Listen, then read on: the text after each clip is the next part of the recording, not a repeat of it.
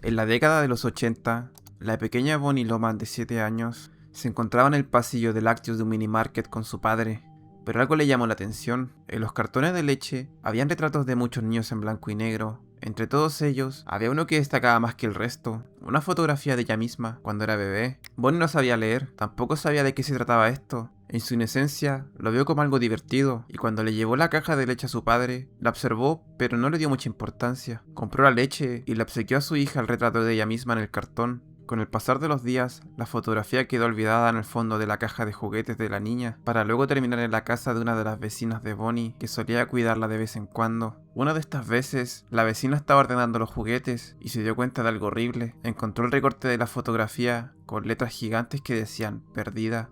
Llamó a la policía y proporcionó los detalles suficientes para que actuaran rápidamente. Resulta que el hombre que había llevado a Bonnie al supermercado y le compró el cartón de leche no era su padre, sino que su padrastro. La madre de Bonnie Loman se había escapado con su pareja y Bonnie se mantuvieron prófugos y de bajo perfil.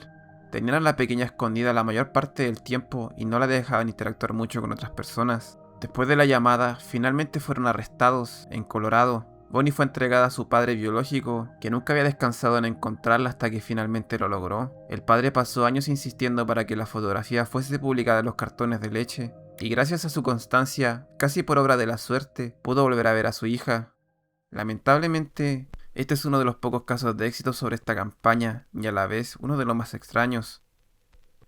Antes de esta iniciativa, la única forma de difundir la desaparición de un niño era mediante los diarios locales, o tener la suerte de que la televisión decida ofrecer cobertura cuando un caso ya era demasiado controversial, y cuando esto ocurría, por lo general ya era demasiado tarde. La mayoría de los casos de niños que desaparecían se trataba de padres o madres que huían con sus hijos, y si este no era el caso, la cara de la otra moneda era muy terrible. Los niños nunca volvían a sus casas con vida, y gran parte de ellos ni siquiera se pudo dar con el paradero. Lo primero que nos compete en este video es explorar los casos extraños sobre esta iniciativa, pero primero debemos saber cómo surgió la idea de depositar las esperanzas de padres angustiados en cartones de leche, y te adelanto que esto también tiene un giro muy extraño. Johnny Gosch, en 1982, era un adolescente de 12 años, trabajaba repartiendo periódicos en el estado de Iowa. Todas las mañanas a las 6 a.m. se levantaba a buscar el cargamento de periódicos con su padre y salían a dar una vuelta mientras los repartían. Johnny le comentaba a su madre, Noreen, que se sentía lo suficientemente grande como para que le dieran permiso de salir solo en las mañanas, pero sus padres le negaban la oportunidad cada vez que se lo proponían. El domingo 5 de septiembre, Johnny no despertó a su padre y decidió no hacerle caso a las advertencias. Tomó su bicicleta para ir al trabajo, hizo su ruta habitual. De hecho, varios vecinos recibieron su periódico, pero de un instante a otro, desapareció. Los testigos dicen que Johnny Gosch fue visto por última vez esa mañana en su bicicleta, y por una extraña razón, se paró a conversar con un tipo en un automóvil azul. La policía no pudo hacer mucho. Los protocolos de investigación sobre personas desaparecidas solo podían activarse cuando han pasado más de 48 horas. Sin embargo, cuando pasó el tiempo límite, la policía y el FBI no pudo hacer nada al respecto, y el caso se cerró al poco tiempo. La madre de Johnny nunca se dio por vencida. Dedicó su vida entera a encontrar a su hijo, y aquí fue cuando en 1984, una fábrica de lácteos se apiadó de Noreen y decidieron ayudar imprimiendo fotos de Johnny en los cartones de leche. Pronto, otras compañías adoptaron esta medida y en todo el estado, miles de niños desayunaban junto a la fotografía del desaparecido Johnny Gosch. Años de investigación por parte de detectives privados utilizaron que existía una red de secuestros y pedofilia que nunca fue confirmada por autoridades locales. En consecuencia de estas afirmaciones, se puede entender que la poca credibilidad que le daban las fuerzas policiales a Noreen fueron mermando la confianza que tenían en ella, y en consecuencia a esto, cuando ocurrió un hecho que podría haber cambiado el rumbo de esta historia, se le fue cuestionada hasta el final. Resulta que en el año 1997, Noreen declaró a la policía que un adulto Johnny Gosch llegó a las puertas de su casa de noche. Él explicó que había sido secuestrado y obligado a hacer cosas horribles, por lo cual tuvo que cambiarse el nombre y vivir escondido de la sociedad con miedo a que le hagan daño. Luego de esta breve conversación, Johnny se despide de su madre y desaparece nuevamente.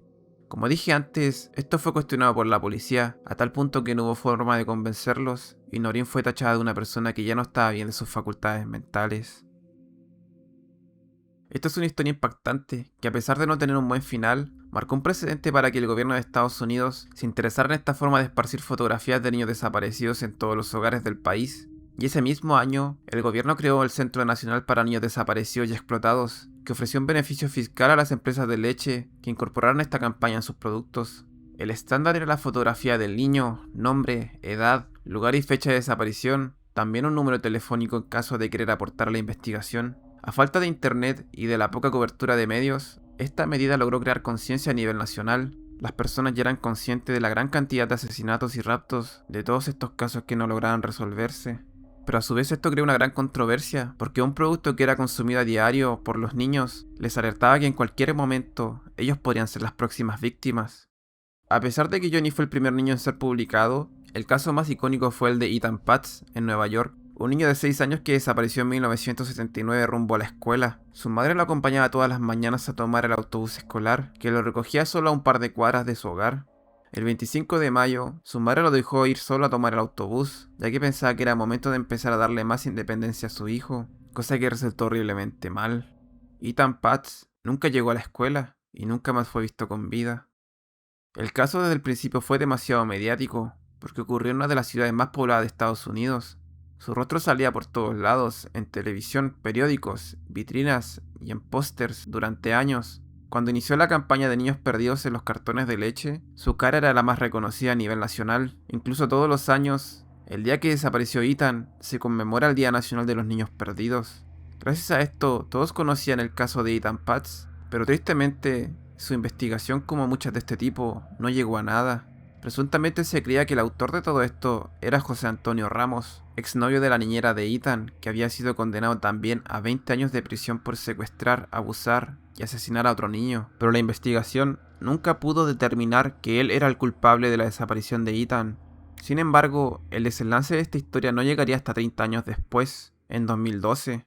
Debido a la repercusión del caso, que aún seguía marcado en el inconsciente colectivo del país, Pedro Hernández, de Nueva Jersey, confesó haber cometido el crimen de haber asesinado a Ethan Paz. Pese a que este testimonio fue tomado en cuenta por las autoridades, no podía ser imputado inmediatamente, porque se requería reabrir el caso, lo que tardó aún más su condena. Finalmente, en 2017, con todos los procesos correspondientes, Pedro Hernández finalmente fue sentenciado a 25 años de prisión, cerrando de manera amarga una herida que estuvo abierta durante años. Los casos de niños perdidos en cartones de leche no se queda ahí. Uno pensaría que esto se mantendría al margen de medios formales y en productos convencionales. No obstante, algo fuera de lo común comenzó a ocurrir en la sala de arcade en 1985, que causaba cierta incomodidad en los jóvenes de los 80. En una máquina con un juego llamado Cente Minigolf, en ciertas pantallas de carga, apareció un extraño mensaje.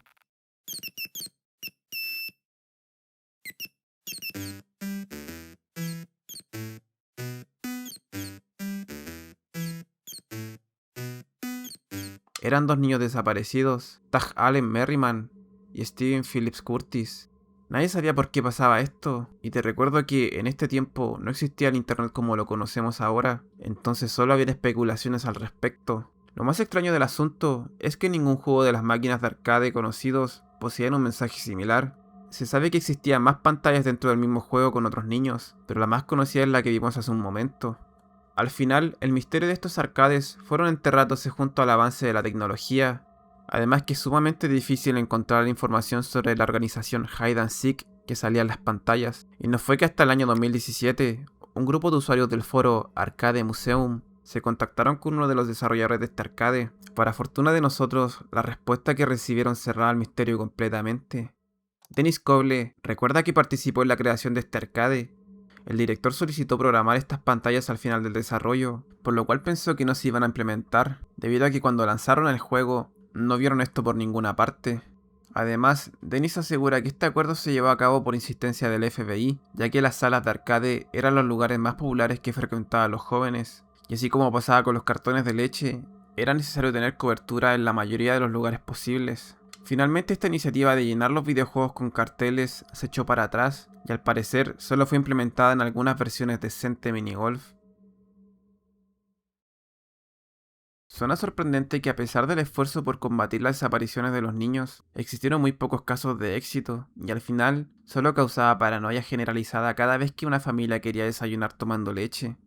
A mediados de los 90, debido a la poca efectividad, se fue retirando progresivamente los beneficios tributarios de participar en esta campaña.